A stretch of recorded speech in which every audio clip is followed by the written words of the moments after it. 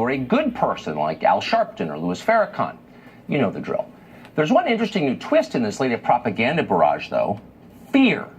If you're against admitting an entire caravan full of poor people into this country, it's because you've been coached by that dastardly Fox News to fear the people in the caravan. But let's be honest, that's not really true. There are a lot of reasons to oppose admitting this caravan full of people. We don't need any more low-wage labor in this country, for one thing. We also have a right to decide who occupies our property. That's always true. Show up uninvited at Joy Reid's house, and you'll discover that she agrees with that principle, too. So there are good reasons to oppose this. Fear of Hondurans isn't really one of them. By and large, these are not scary people. Mostly they're just poor people from crappy countries who want a better life. That's understandable. Nobody blames them for that. Nobody's really afraid of these people. What normal people are afraid of is this. We believe survivors! We believe survivors! We believe survivors! And this.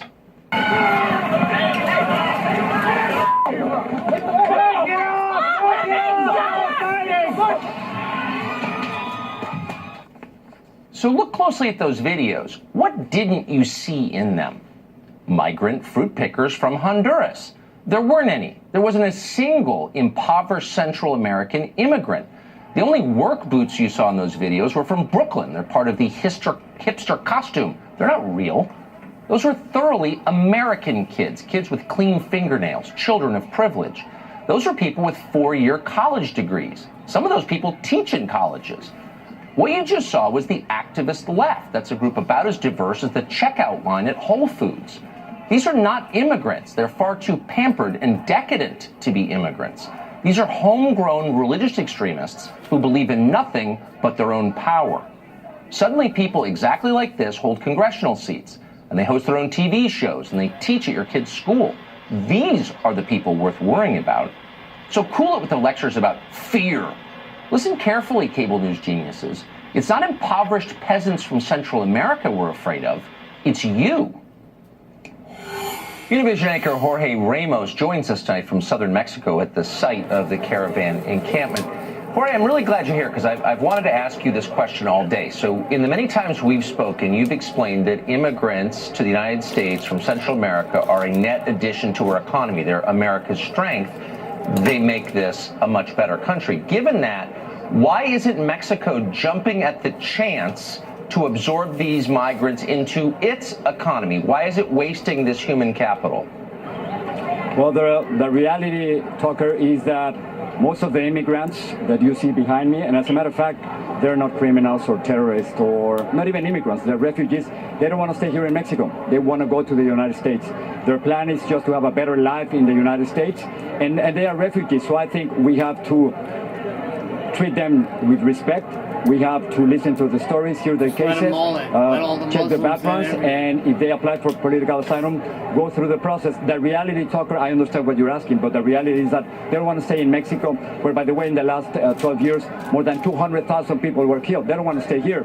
They're fleeing violence and extreme poverty in Honduras, most of them. So they want to go to the United States. They don't want to stay here in Mexico. And in Mexico, by the way, they crossed the border between Guatemala and Mexico. I was there this morning. But that's probably just for Donald Trump to see. Just by the bridge, you will see little boats crossing thousands of immigrants in the last few days for $1 per person. I'm confused, but hold on. Wait, hold on. For show, the reality is completely different. Okay, so you say that the United States must show respect to these, what you call refugees. Why doesn't Mexico show them respect? Mexico is a rich country, the richest in the region. There are more billionaires in Monterrey and Mexico City than there are in Washington, D.C. Why are they sleeping on the ground? And why haven't they been taken care of by rich Mexicans of goodwill, the blue-eyed ruling class of which you were a part? Where are they in this? Well, you know, it's a great question, and I'm so glad that you asked it, because Mexicans, despite what you might hear in social media, Mexicans have been treated, all these refugees, with incredible generosity and with incredible solidarity. I know that there are fake stories in the United States saying that these people were funded by George Soros and by Democrats or by Nicolás Maduro from Venezuela. Vice President Pence is completely wrong about that, because if they really finance these people, it was a scam. I've been talking to people here in Chiapas who don't have a single dollar, Tucker, to buy a bottle of water. So there's no financing here. And No, Mexicans, but hold on, that's my civilians, point. not the politicians. The politicians, Right. they've been playing the game with Donald Trump. But civilians, Mexican civilians, have been giving all these refugees a little money, water, food, clothes, But and why not? sometimes transportation. But hold on. to What go to about the- your? to the next I understand, town. and Yesterday I saw something okay. incredible. Wait, but let me just interrupt you and say let me tell you. Okay, go ahead. Yesterday they went 26 miles, a marathon. Many kids, hundreds of kids, Tucker, and that's the people of the caravan, not terrorists or criminals.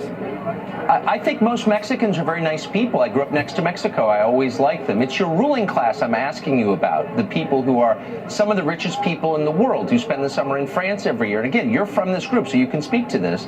Where are they in this? Why aren't they taking care of these people who are sleeping on the ground? We can I see was them never right part of that behind group. you. But where are those people? Where are the Mexican billionaires? They're very good at lecturing us about our moral inferiority, but they don't seem to be helping at all. Why? No, I think you want to concentrate on what Mexicans are doing. I just told you that civilians have done it in a beautiful, generous way. And I think we have to concentrate now on what the role of the United States should be in all these crises. First of all, I spent 2 days with these refugees, and I have not seen a single person from the Middle East. That's a lie. And I think, Tucker, you have to tell the truth to your audience, and you have to make sure that people are not lying about this caravan, because the people from the Middle East are not part of this caravan. But what are you? Let me just ask. What are you doing? Wait, hold on. What are you? Well, I understand. Their lives. Look, I'm not there, so I can't describe the people there. You said the United States, its taxpayers, me, the other 330 million American citizens, right, have an obligation. How many of these migrants are you taking in personally into your home and are supporting once they get to the United States? I think that's a great question, and that's precisely the kind of question that people like you ask when you don't want to understand that this has nothing to do with individuals, it has to do with nations. And what we have to understand is that these refugees are not a threat to the United States. I know that in Fox News... No, but how many are you taking... Before you attack Fox, it's a simple question. How many are you taking in? They are not a threat to the United States. I think it's really a love letter to the United States, and you know what they're saying in the United States? Please help us. You're the only ones who can help us. I think that's right. Exactly what they I are agree asking with you. from I agree President with you, Trump but I and agree. from people like you and from all your audience. So I think it's very important that you say... What about you? Hold on, Jorge. I understand. Foxhole respondents to this I'm place not and talk to attacking... them, and don't lie to your audience. But I'm not lying to the audience. Don't tell them that they're terrorists. I'm trying to get... And tell them the truth about I'm going to stop with this. I'm going to stop with this. You and Fox News and President Trump are saying I'm about this asking group you a very simple question. Lie. Okay. Let me just ask you, and let's answer this question. We can end on this. How many of these migrants are you personally taking responsibility for? How many are going home to Jorge's place in Miami at the end of the day? And please be specific. Yeah, well, I think that, again, this has nothing to do with individuals. It has nothing to do with me. I wish I could help all of them. But right now, we're talking about 7,000 here. We're talking about 2,500 kids. It is impossible for an individual to deal with a crisis like this. I think President Trump's immigration policy has been a complete failure. Have you donated money personally? Tucker, I hope that, you could help them donated money? And I wish I could help them too. I wish we could do that.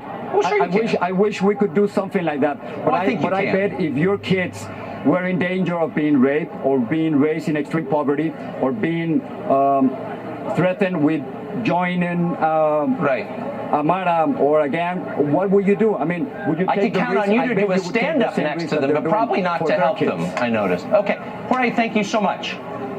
Appreciate it.